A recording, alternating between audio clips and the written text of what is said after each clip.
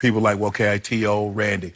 I got T.O. in front of Randy, Skip. And I thought Randy had an unbelievable career. I happened to be in the league with a lot of these when these guys were in the league. And so I've got an opportunity to see them up close and follow their careers once I left the game. But Randy is the second greatest receiver. T.O. is the second greatest receiver to ever play. Nobody ran with more rage. Nobody played harder on the field than Terrell Owens. Skip, how do you get past? A man tells you, I play hard when I want to. How do you get past that? And Skip, I think once Randy went to New England, it cleaned his image up a lot.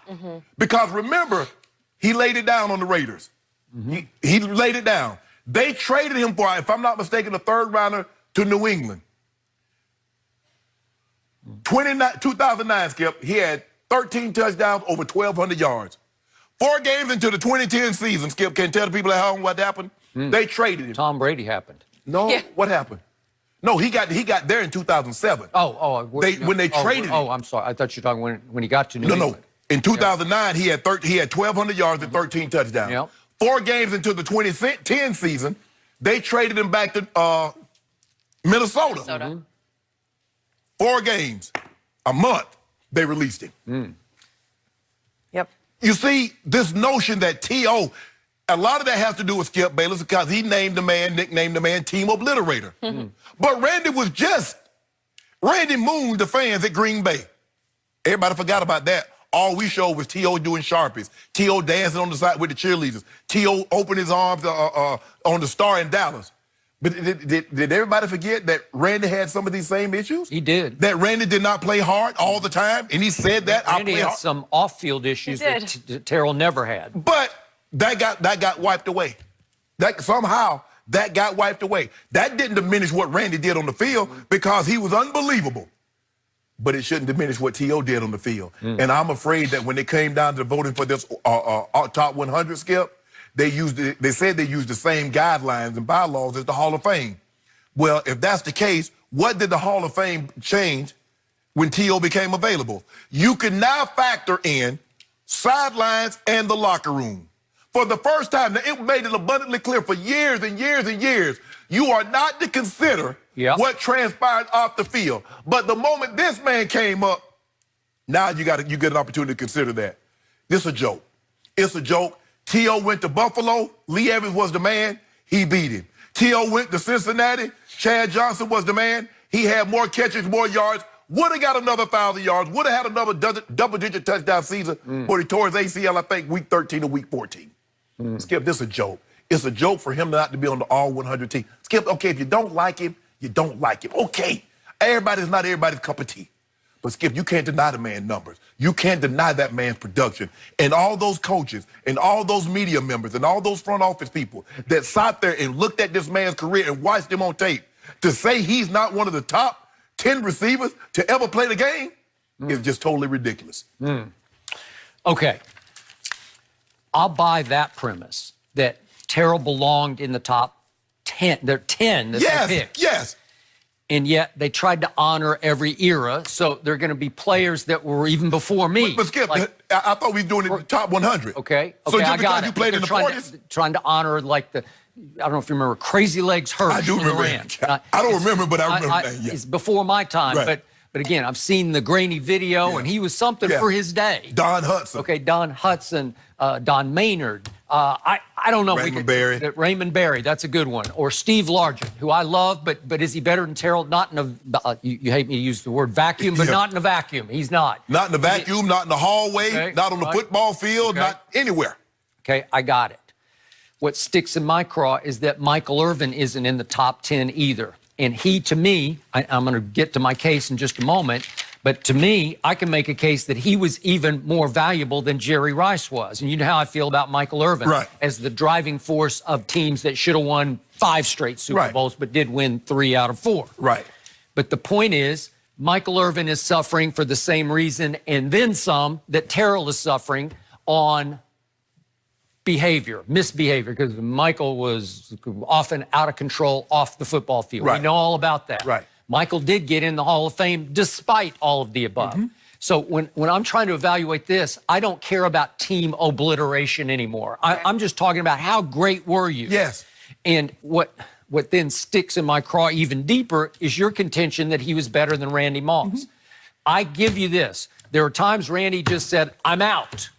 But when Randy said, I'm in, he was way more in than Terrell ever thought about being, because he is on a whole nother plane above Terrell Owens. I'm going to tell you the knocks. Now, if we're just doing pure football, this is not team obliteration. This is not tearing apart a locker room, whatever. I don't care about that. Right. I care about production. Yes. And if you look at it, Terrell led the league in drops once, and he was top 4 7 times.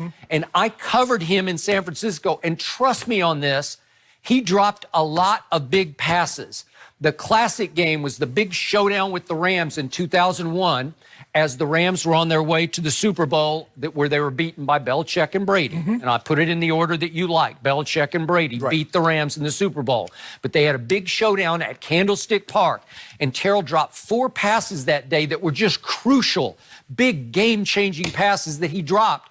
And look it up, because I was there in the locker room. He sat staring into his locker for 45 straight minutes and would not talk to the media, which was fine with me. But the point was, he was devastated by that.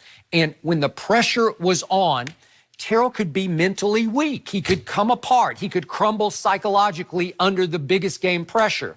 And I'll never forget that one game, which I attended and covered. It was in Jenny's hometown of Minneapolis, and it was September 28th of 2003. Yes. And it was billed as Terrell Owens versus Randy Moss. Even though they weren't going to be on the field at the same time. They're not, but it was star-studded. Yes. These are the two, you know, 1-2-2-1, 1-2. Who's going to take charge? Yeah. Randy Moss just took the day over, and it was spectacular. I was left with jaw dropped at the end of that one. Right. So he got thrown 10 balls by Gus Frerotte, who's not a Hall of Famer. Right. 10 balls, he caught 8 for 172 and 3 touchdowns. Jeff Garcia, with a little help from Tim Tate, threw 12 balls to Terrell Owens, who caught 5 for 55 and no touchdowns. Right. Terrell Owens wound up at the end of the game ranting and raving, marching up and down in front of the coordinator, Greg Knapp, who was sitting weirdly on the bench, right? Yes, okay. I And remember. It's like classic footage of Terrell's just out of his mind. Pacing back and forth. Pacing and pacing and pacing. Then he mounted his soapbox literally in the post-game locker room and campaigned for Jeff Garcia, who had made 3 straight Pro Bowls, to be replaced by the backup Tim Rattay. Right. And it was ugly, and it just showed me when it's time to rise and really shine, this guy, Randy Moss, can rise and shine, as he did all through 2007 for Tom Brady. Let me, I tweeted this once before. Skip, guys that are big play receivers that look to get their hands on the ball and take off, they drop a lot of passes.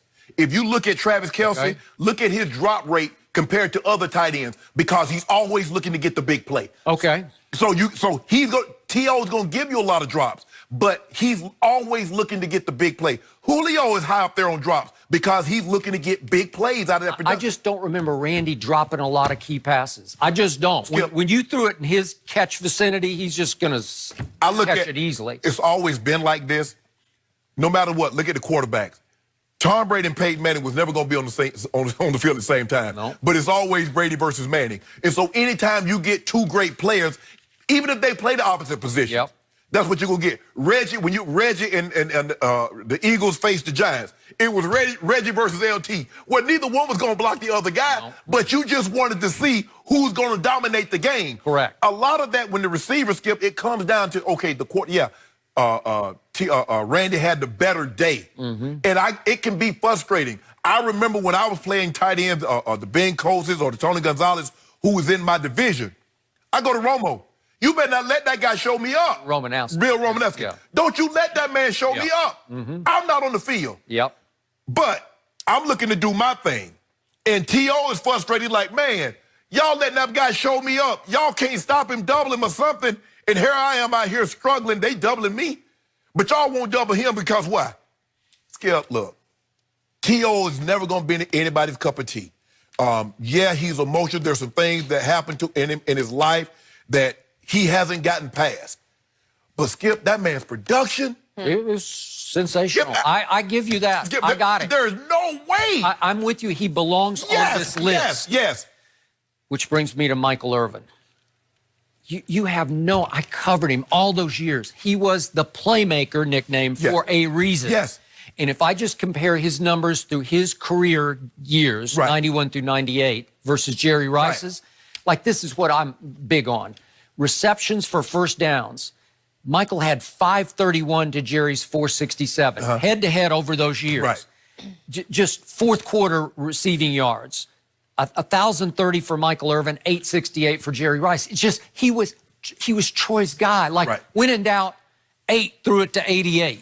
That's just what, it just kept happening. Right. And remember, this was a run-based, Emmitt Smith-driven offense. They ran the football. Yeah, so you can't do Michael's big picture yards versus Jerry's because he played in the West Coast. And the thing, but Skip, if you look at everywhere T.O. went, even if they had a #1 receiver there, he took it over. Remember, they let Jerry go.